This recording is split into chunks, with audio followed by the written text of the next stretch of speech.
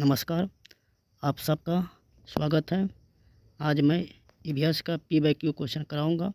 कुछ क्वेश्चन जो इम्पोर्टेंट सब क्वेश्चन हैं। अगर अच्छे लगे तो आप लोग वीडियो को लाइक कीजिएगा और अपने दोस्तों को शेयर भी कीजिएगा। तो चलिए शुरू कर। तो चलिए अब अगला क्वेश्चन की तरफ। अगला क्वेश्चन है, नीचे दिए गए पक्षियों की कौन सी प्रजाति झटके से अपनी गर्दन आगे पीछे करती है। ए में है बसंत गोरी, बी में है मैना, सी में है उल्लू और डी में है कौवा।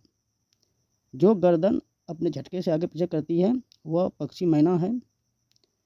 और अब बसंत के बारे में जान लेते हैं। बसंत गौरी एक पक्षी है जो गर्मियों में पेड़ के तने में गहरा छेद करके अंडे देता है और टूक टूक की आवाज़ करता है। उल्लू उल्लू की आंखें मनुष्य की तरह आगे की तरफ होता है और इसका गर्दन 270 डिग्री तक घूम सकता है और उल्लू रात्रिचर पक्षी है। अब कौवा कौवा जो होता है वो पेड़ की ऊंची डाल पे घोंसला बनाता है। अब आगे क्वेश्चन चलते हैं। अगला क्वेश्चन है, नीचे दिए गए जीवों के समूह में किनकी दृष्टि श्रेष्ठ होती है तथा वह मनुष्यों की तुलना में 4 गुनी अधिक दूरी की वस्तुओं को देख सकते हैं। ए में है बाघ तेंदुआ। ये बाघ और शेर जो होता है ये 6 गुना देखता है दूरी, मनुष्यों से 6 गुना अधिक देखता है ये बाघ और शेर। और बी में देखिए सांप, रेशम कीट, छिपकली। और सी में है चील, गरुड़, गिद्ध। और डी में है मधुमक्खी, मच्छर, तितली। तो इसका परफेक्ट आंसर हो जाएगा चील, गरुड़, गिद्ध।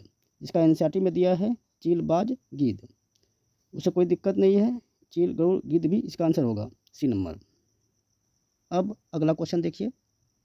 जब कोई सपेरा अपने वाद्य यंत्र बीन को बजाता है तो सांप जिसकी ध्वनि और अपने सिर को इधर उधर घुमाता है, आपके विचार से सांप वाद्य यंत्र के प्रति अनुक्रिया कैसे कर रहा है। ए में है उस वाद्य यंत्र द्वारा उत्पन्न कंपनों के प्रति अनुक्रिया करके, बी में है उस वाद्य यंत्र को सुन करके, सी में है उस वाद्य यंत्र की ध्वनि को सुनकर, डी में है उस वाद्य यंत्र की गति को देखकर। एनसीईआरटी के हिसाब से इसका आंसर ए परफेक्ट हो जाएगा, क्योंकि एनसीईआरटी में दिया हुआ है कि सांपों के पास कान नहीं होते हैं, वो कंपन के द्वारा महसूस करते हैं। तो इसका आंसर ए हो जाएगा, उस वाद्य यंत्र द्वारा उत्पन्न कंपनों के प्रति अनुक्रिया करके। अब अगला क्वेश्चन पे चलते हैं। यदि हम पक्षियों का अवलोकन करते हैं तो हम यह पाते हैं कि अधिकांश पक्षी अपनी गर्दन अत्यधिक हिलाते हैं। इसका कारण यह है कि इनके नेत्र 2 भिन्न भिन्न वस्तुओं को एक ही समय पर फोकस कर सकते हैं। बी में अधिकांश पक्षियों के नेत्र स्थिर होते हैं और घूम नहीं सकते हैं। सी में है इनके कान ढके होते हैं और वह उड़ सकते हैं। डी में है पक्षियों के 2 नेत्र होते हैं। तो इसका परफेक्ट आंसर हो जाएगा बी, अधिकांश पक्षियों के नेत्र स्थिर होते हैं और घूम नहीं सकती है। ये एनसीईआरटी के हिसाब से यह परफेक्ट आंसर है। कह के उसके नेत्र जो होता है स्थिर होता है, इसीलिए वो देखने के लिए अपना गर्दन को इधर उधर हिलाते रहते हैं या अत्यधिक हिलाते हैं। अगला क्वेश्चन है, नीचे दिए गए सभी जानवरों में निम्नलिखित में से कौन सी विशेषता पाई जाती है। यहाँ 4 जानवर दिए हुए हैं, छिपकली, गोरैया, कछुआ, सांप। चारों में सेम विशेषता खोजना है। उनके शरीर सल्क से ढके होते हैं। यह सल्क तो चारों में नहीं पाए जाते हैं, कहीं के गोरैया में तो पंख होते हैं, तो ये तो नहीं होगा। बी में है वो अंडे देते हैं।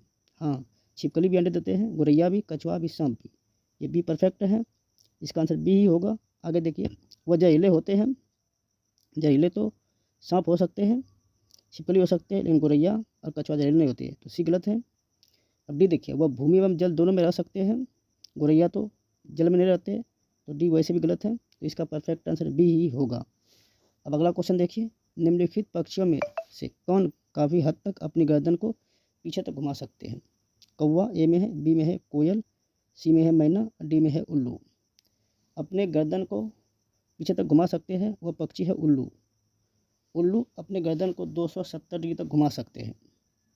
और उल्लू का जो आँखें होते हैं मनुष्य की तरह आँखें होते हैं। जिस तरह मनुष्य का आँख आगे की तरफ होता है उसी तरह उल्लू का भी आँख होते हैं इंसान की तरह। और यह उल्लू पक्षी जो होता है ये रात्रिचर जीव है, ये रात्रिचर पक्षी है। अब उसके बाद कौवे के बारे में जान लीजिए। कौवे ऊंची डाल पे घोंसला बनाते हैं। अब बी कोयल के बारे में जान लीजिए। कोयल अपना घोंसला नहीं बनाते हैं, बहुत चालाक पक्षी होती है कोयल, और ये कौवे के घोंसले में जाके अंडे दे देती है। मैना अपना गर्दन को झटके के साथ आगे पीछे करती है। अगला क्वेश्चन है, कुछ जानवर रात में जगते हैं। यह जानवर हर चीज़ को जिन रंगों में देखते हैं वह है। ए में है बैंगनी और नीला, बी में है हरा और पीला, सी में है काला और सफ़ेद, डी में है लाल और संतरी। एनसीईआरटी के हिसाब से रात्रिचर जीव जो होते हैं वो दो ही रंग देख पाते हैं, काला और सफ़ेद। एनसीईआरटी के हिसाब से इसका आंसर सी परफेक्ट हो जाएगा। रात्रिचर प्राणी या जानवर जो होते हैं वो काला और सफ़ेद ही देख पाते हैं। अब आगे क्वेश्चन देखिए, निम्नलिखित में से सही कथन चुनिए। जिन जानवरों के बाहरी कान व शरीर पर बाल होते हैं वो बच्चे देते हैं। यह बात तो बिल्कुल सही है, 1 नंबर इसका सही है। और आगे देख लीजिए इसका कथन, जिन जानवरों के बाहरी कान व शरीर पर बाल नहीं होते हैं वो अंडे देते हैं। ये भी बात सही है। कहे कि जो पक्षी होता है उसका बाहरी कान नहीं होता है, शरीर पर बाल नहीं होता, शरीर पर पंख होता है, वो अंडे देते हैं। जैसे इसमें जो 1 नंबर में पढ़े, जिन जानवरों के बाहरी कान व शरीर पर बाल होते हैं वह बच्चे देते हैं। सही गाय है, भैंस है और बहुत सारे जानवर है, बकरी है, ये सब बाहरी कान होते हैं, इसके शरीर पर बाल भी होते हैं, ये बच्चे देते हैं। ये इसका कथन 1 और 2 सही है। अब आगे देख लेते हैं, जिन जानवरों के बाहरी कान व शरीर पर बाल नहीं होते वह बच्चे देते हैं, ये तो गलत है। जिन जानवरों के बाहरी कान व शरीर पर बाल होते हैं वो अंडे देते हैं, ये भी गलत है। तो इस हिसाब से इसका परफेक्ट आंसर 1 और 2 हो जाएगा। 1 और 2 किस में है? डी में है। इसका आंसर डी हो जाएगा। अब आगे देखिए, अगला क्वेश्चन है, निम्नलिखित में से जीवन प्रक्रियाओं का कौन सा युग्म यानी जोड़ा पेड़ पौधे और जीव जंतु दोनों में मिलता है? लेकिन ऐसा लक्षण खोजना है कि वो लक्षण पेड़ पौधे और जीव जंतु दोनों से मैच करता हो। तो इसका ए में है वृद्धि और भोजन बनाना। वृद्धि तो दोनों में होगा, पेड़ पौधा में भी वृद्धि होगा, जीव जंतुओं में भी वृद्धि होगा, लेकिन भोजन जीव जंतु नहीं बना पाएगा, भोजन पेड़ पौधा बनाता है। तो इसका ए तो गलत है। बी देखिए, बी में है प्रजनन और भोजन बनाना।